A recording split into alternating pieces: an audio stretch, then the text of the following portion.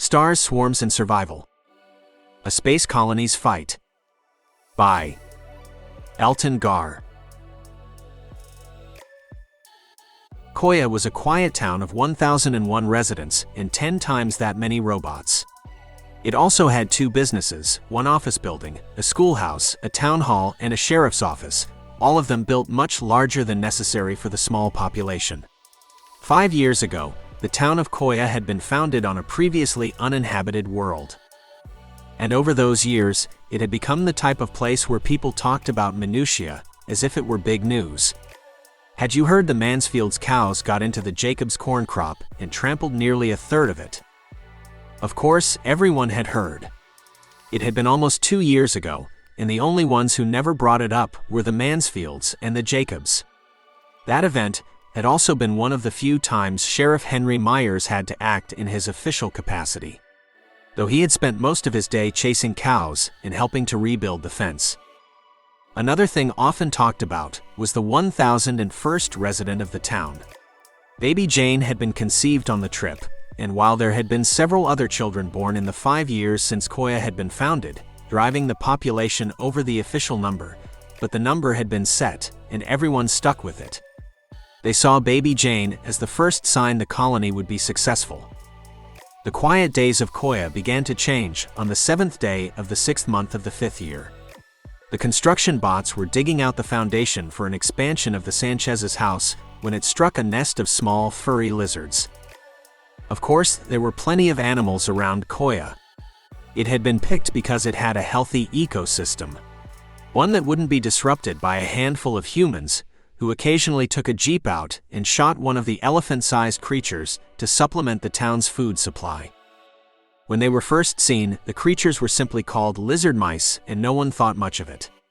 They were small, harmless-looking creatures that, so long as you weren't afraid of lizards, were almost cute. And they had brought nearly a dozen cats to the colony to deal with small vermin. But even if that didn't work, they could always build traps. 3 days later, they stopped calling them lizard mice and began to call them swarm lizards because they reminded everyone of the small swarm robots that were the most plentiful alien inhabitants on the world. The swarm bots' primary job was building, though they were able to do 100 different jobs. No single swarm bot was all that impressive, but together they could dig a foundation, lay out concrete, run wiring, build pipes, and even build counters, electrical outlets, and basic appliances, and in a single day, they would disappear, finding the next job.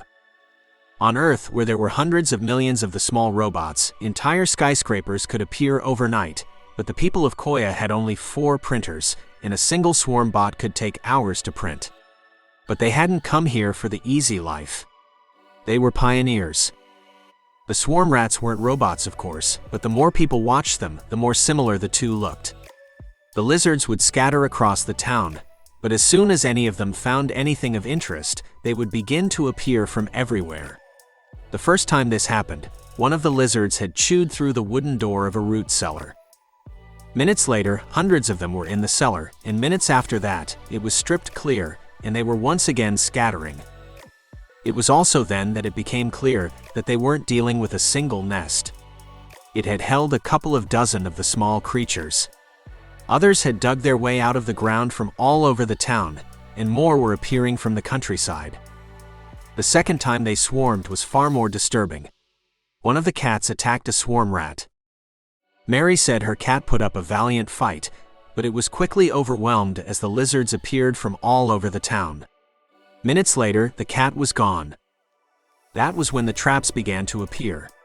Each of the 4 printers in the town could make a mousetrap in about 20 minutes, and 3 of them were set to do it until they were convinced there were enough traps. The rat traps killed the swarm lizards easily enough. And when they did, there was a very similar reaction to when the cat killed them. A moment after the snap of the trap, hundreds of lizards appeared. They swarmed everything around the trap, ripping apart the furniture, walls, and the trap, until there was little but scraps of plastic and wood. The citizens of Coya were lucky no one was killed in those first few hours after the traps were put out, and as soon as he heard about the reaction to the traps, Sheriff Myers ordered the printers stopped and the remaining traps removed. If they stayed scattered around, people would get killed. Still, The sheriff didn't see any value in simply recycling the traps, so he deputized 3 of the young men and set up several hundred traps in a field on the edge of town. Once they had all been set, he placed bait on several of them near the center. His plan worked exactly as he had expected. The first of the swarm lizards found the bait, and the trap killed it. Moments later, hundreds of the creatures appeared and began to attack everything, and each time one went after one of the traps, it was killed.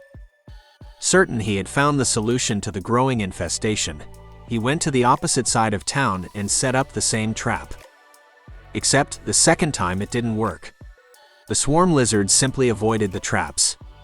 And it wasn't just accidental. It seemed that every swarm lizard, whether it had been near the traps before or not, avoided them. He could only assume they learned of the traps the same way that they could call for the others when they found something interesting or were hurt. And that didn't just mean that the traps wouldn't work anymore. It meant there was no simple method of killing them that would work more than a couple of times. Still, it didn't make the traps entirely useless. Now that the swarm lizards avoided them, the citizens of Coya could place them near things that they wanted the creatures to avoid. That wasn't so much a solution as a delaying tactic, and he suspected that the lizards might figure that out too. After all, if every time they found food there was a trap near it, they would likely soon realize that the traps were guarding the food. It was beginning to get difficult, but humans had successfully colonized 100 worlds, and they weren't going to be stopped by alien rats. And the next solution was the obvious one. There were thousands of swarm bots across the town, and while they were smaller than the lizards, they were also more durable. So the colonists altered the programming of the small robots. They would scatter across the small town, looking for any of the lizards, and then give them a strong enough electrical shock to kill them. They even programmed the bots to avoid any place where people were, so that the lizards didn't hurt anyone, and to dispose of all of the lizards in a central dump so the town wasn't filled with dead lizards. That worked well for several days. A swarm bot would find one of the swarm lizards and summon all the other bots, which would come towards it. It would then kill the hairy lizard, and in its death, the lizard would summon all of the lizards. There would then be a small battle between the robots and the lizards. A few of the swarm bots would be destroyed, but with a good weapon and a head start on summoning help, the swarm bots killed far more than they lost. For a time, the colonists began to believe they had destroyed the infestation. But before they could begin their celebration, Jane told one of the adults that she saw a bunch of the cute lizards coming into the town. At first, people didn't want to believe her, but it soon became clear that the swarm rats were coming from far further than anyone had believed possible. Using the small shuttle to fly over the hills that surrounded the town, they saw the lizards crossing hundreds of miles, all traveling towards Coya, and they had already learned to attack the robots as soon as they saw them. For a while, the robots held their own. The shocks were still enough to kill the lizards, which were considerably less durable than the robots. But after enough tries, the lizards found an odd solution. If they ate the small robots whole, it would kill the lizard, but the robot was damaged and often destroyed in the process. If their numbers had been even, the robots still would have won. But it took over an hour to replace one swarm bot in one of the printers, and the lizards were appearing by the hundred. There was some discussion of people helping to fight them, but the reminder of what happened to the cat was enough to keep anyone from trying it. The other plan they discussed was making it harder for the lizards to get into town. It would have only taken a week or two for the swarm bots to make a wall, except that there were far fewer swarm bots than before, and the lizards were attacking them, so they were barely able to begin to dig out the foundation of the wall. In the end, they had to call for help. It wasn't all that uncommon for colonies to have need of help, and Earth was glad to send out a ship with experts. Since Coya was on the edge of human space, it took nearly 2 weeks for the ship to arrive. In that time, the robots had completely lost the battle against the lizards, and the humans had been forced to retreat into the colony ship that had been their home for the trip and the first months on the planet. When the ship arrived, the biologists took the lead. They captured several of the lizards and began to examine them. They were convinced that the creatures used some type of high-frequency sound to communicate and began to search for it. In 2 days, they found a frequency that, while doing almost nothing to the lizards individually, seemed to make it impossible for them to call for help. Once they had discovered that, it was simply a matter of creating a few dozen speakers and placing them around the town. Then, once they placed the speakers and turned them on, they released thousands more of the swarm bots. These ones designed to be even more efficient at killing the lizards. Within 3 hours, the lizards had found and destroyed all of the speakers, and by the next morning, there were thousands of dead lizards, and all of the robots had been destroyed. The colonists and the biologists who had come to help them realized at that point that this would be a war of attrition. They would almost certainly defeat the lizards eventually.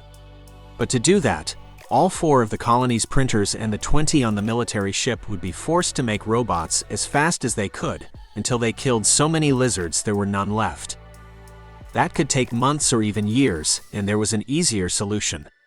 There were hundreds of uninhabited worlds, and the small town, while home, wasn't what was important to the people of Coya. It was the community they had built.